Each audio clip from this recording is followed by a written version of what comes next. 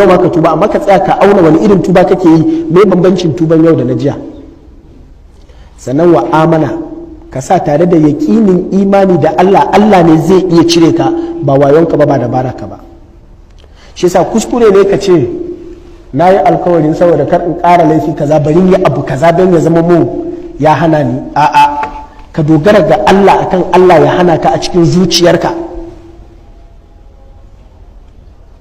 Na lura da cewa duk lokacin da na samu kuɗi sai na yi kaza, to Allah kar ka ƙara ban kuɗi, wani haka zai yi.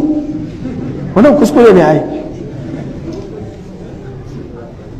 Allah ba ni kuɗi in yi alheri a madadin in yi sharri, shikenan. To in Allah ya hana ka kuɗin, kai kuma da kuɗin kake sabo, sai yanzu kuma Allah ya hana kuɗin, sai ka yi sabon talauci kuma. sai zama da sabon mai kuɗi da sabon talaka, wane ne fi asara?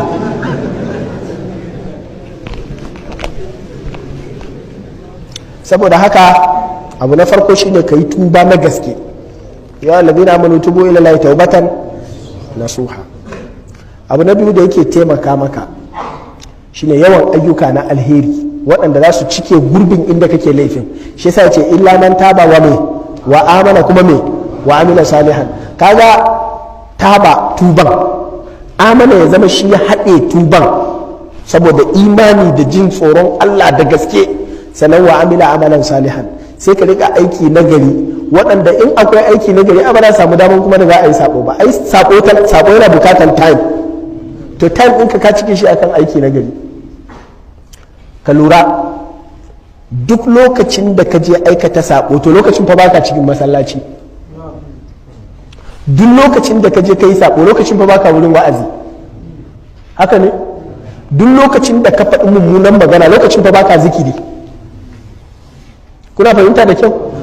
To ka riƙa yin waɗannan mana sai zama a madadin time ɗin da za ka samu kai laifin, yanzu kuma wa amila amalan salihan, shine ma'anar yubaddilu Allahu sayyi'atihim hasanat. Haka duk wanda yake so ya tuba da gaske ya ƙara aikin alheri.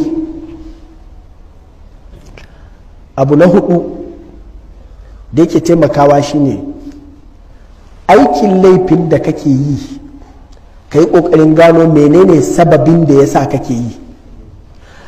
A musulunci duk abin da Allah ya haramta akwai alternative ɗinsa cikin abin da Allah ya halatta. Kuna fahimta? To ka yi ƙoƙarin ƙara nema cikin abin da Allah ya halatta. Yanzu wani babban matsalarsa akan kuɗi ne, in dai fita sai ya yi cuta, in zai sana'a kaza sai ya ɗan haɗa da abu kaza ya ƙara ya ta waye wajen kasuwanci sai ya ci riba, wani wajen waye, haka ne? To duk hanyar neman kuɗi na haram akwai alternative ɗinsa wajen neman kuɗi na halal. To sai ka ƙara ƙaimi wajen neman kuɗinka na halal, sai zama wancan kuɗin da Allah yake baka ta hanyar haram sai channel ɗinsu sai zuwa ta hanyar haram, ta hanyar halal, saboda ba kuɗin da Allah zai baka na haram. Ku tsaya ku ji wannan formulan, ba kuɗin da Allah zai baka na haram wanda inda ka nema ta halal ba zai baka ba. Idan ka nemi kuɗi ta haram kaga ka samu, to dama inda ka nema ta halal ma za ka samu. So da duk kuɗin da ka samu dama an rubuta naka ne, kai ne wawa sai ka ce bari ka je ta wurin haram ka karɓa. Allah ne ya ce zo ka karɓi kuɗi kaza yau, sai ka fito. Shi ko baya saba alkawari, ya ce zai baka. A ina za ka karɓa sai bai gaya maka ba, ce zo ka karɓa. Kai in Allah ce zo karɓa, ina ya kamata ka je karɓa in kana da hankali. A ina ya kamata ka je ka wurin halal ko wurin halal. In ka je wurin haram ba zai baka, tun da ya ce zo ka karɓa. To inda ka je wurin halal fa, abinda za ka ce kai to ai kuma na gwada kaza ban samu ba, sai in ce maka yanzu in tsakani da Allah, in ka yarda da cewa akwai Allah, in ka yarda kuma da gaske ne Allah, kuma ka yarda wancan abun sako ne, yanzu ka je wurin sako ya baka, sai ka je wajen halal kuma ya hana ka. Allah ne ko da gaske a wurin ka ɗauke shi Allah da gaske ne? Ai tun da ka ya bayar a nan ana nema a wurin haram ana samu, to ai inda yake daura ta wurin halal kuma wanda yake son su shi kuma ya fi yawa ma. Da hanyoyin haram da aka ce karka shiga ta nan, da hanyoyin halal wanda za a samu na halal, su wanda ne suka fi yawa? Na halal sun fi yawa ai. kuna fahimta ko so ka yi ƙoƙarin neman alternative ɗin abu